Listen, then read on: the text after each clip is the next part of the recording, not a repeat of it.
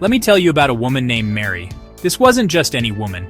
She was the kind of woman that turns heads when she walks into a room. Smart, beautiful, and driven. Mary had it all going on.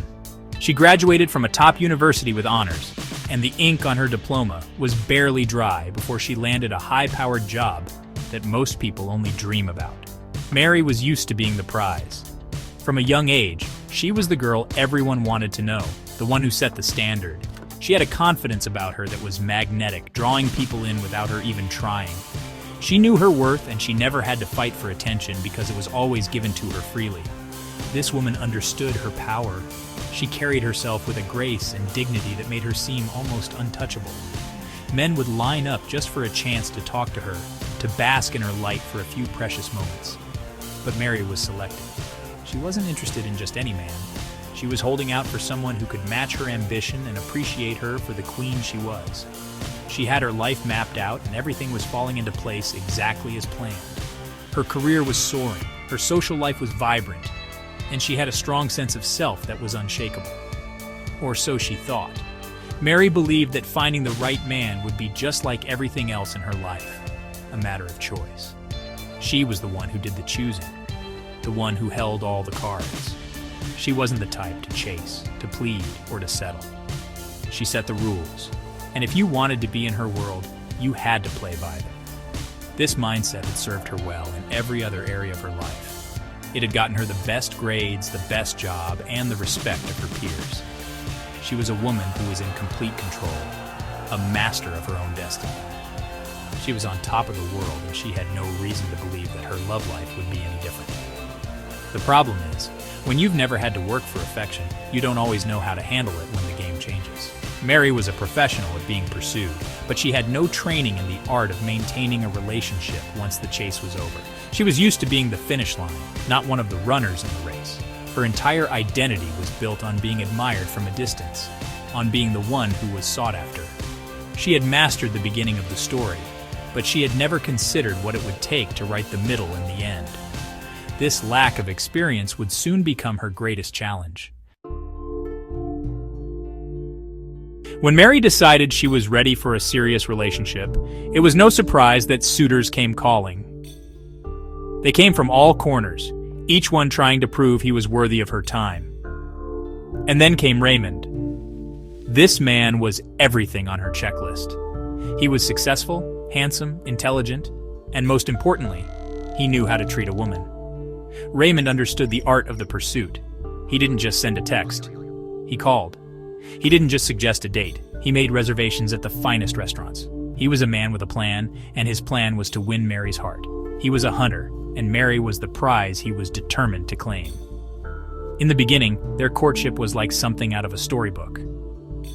Raymond showered Mary with attention, affection, and respect. He listened when she talked, he remembered the little things, and he made her feel like she was the only woman in the world. He was consistent, he was intentional, and he was patient. He knew that a woman of Mary's caliber required effort, and he was more than willing to put in the work. He chased her, and he chased her hard. For Mary, this was familiar territory.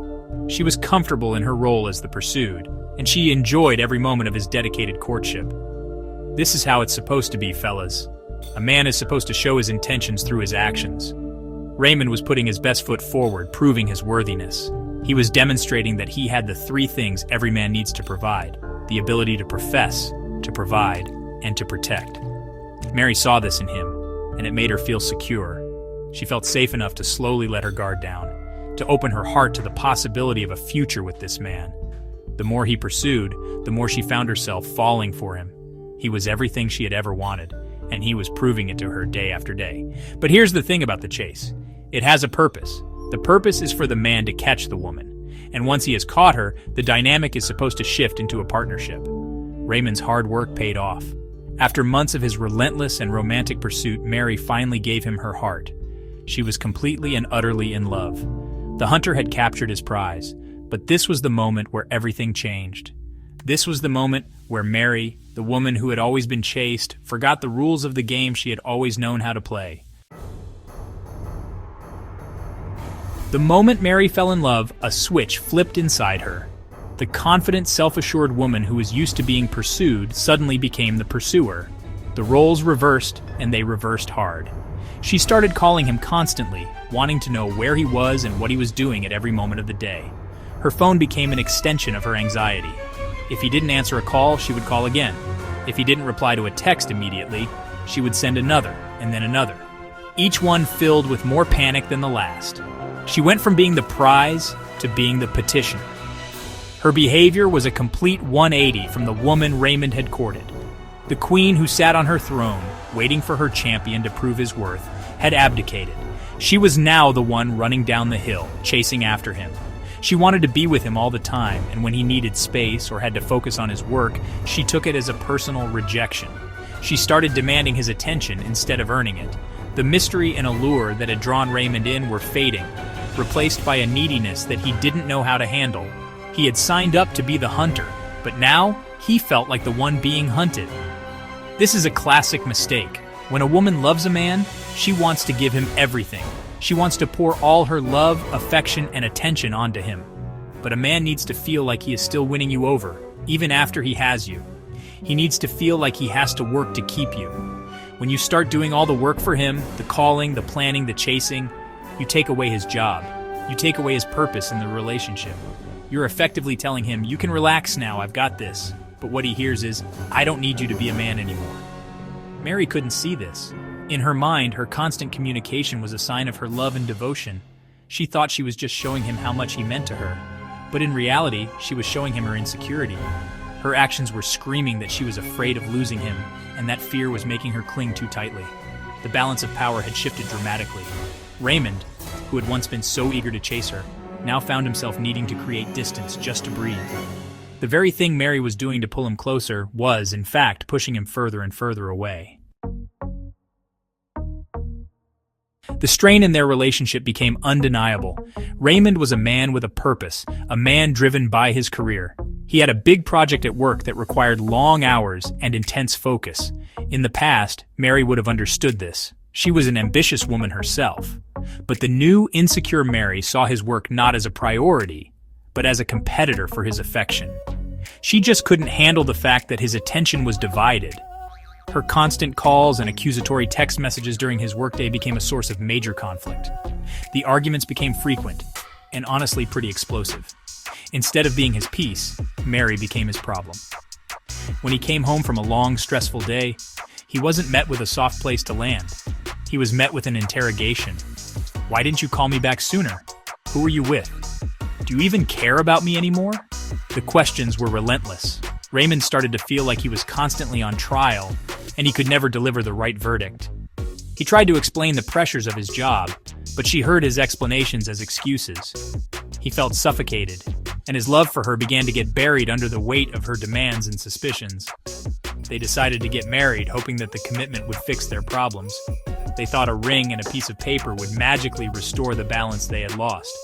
But marriage doesn't solve problems. It magnifies them. Mary's behavior didn't stop after they said, I do. In fact, it got worse. She felt that because she was now his wife, she had even more right to his time and attention. The chasing intensified, and Raymond's retreat became more pronounced. The beautiful connection they once shared was now a battlefield of resentment and misunderstanding. The foundation of their relationship had crumbled. The man's role is to pursue, provide, and protect.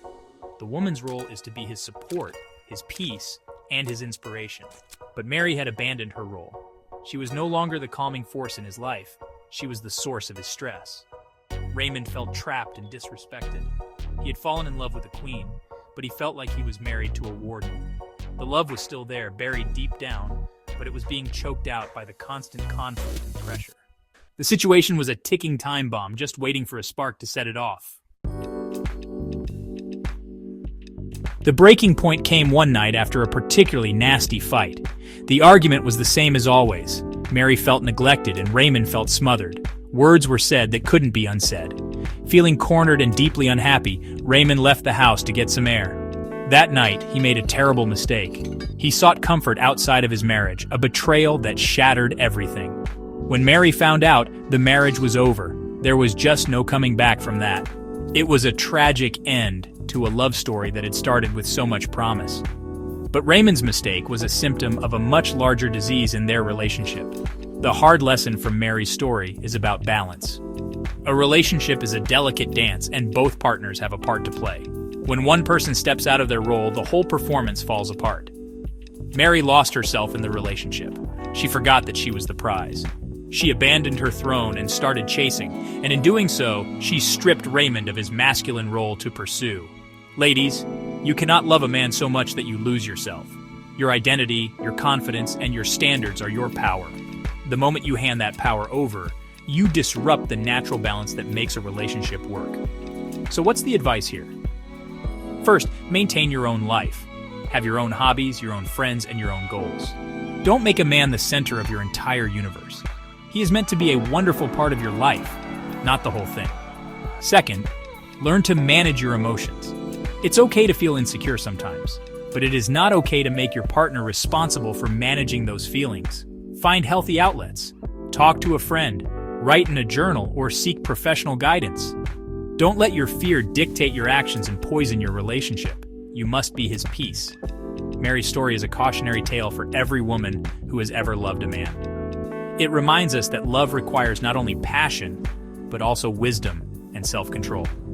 The chase is part of the journey, but it must be led by the man. Your job is to be so incredible that he never wants to stop chasing you. I want to hear from you. Have you ever seen a relationship fall apart because the balance was lost? What advice would you give to someone in Mary's position? Let's talk about it in the comments. Let's help each other build stronger, healthier relationships.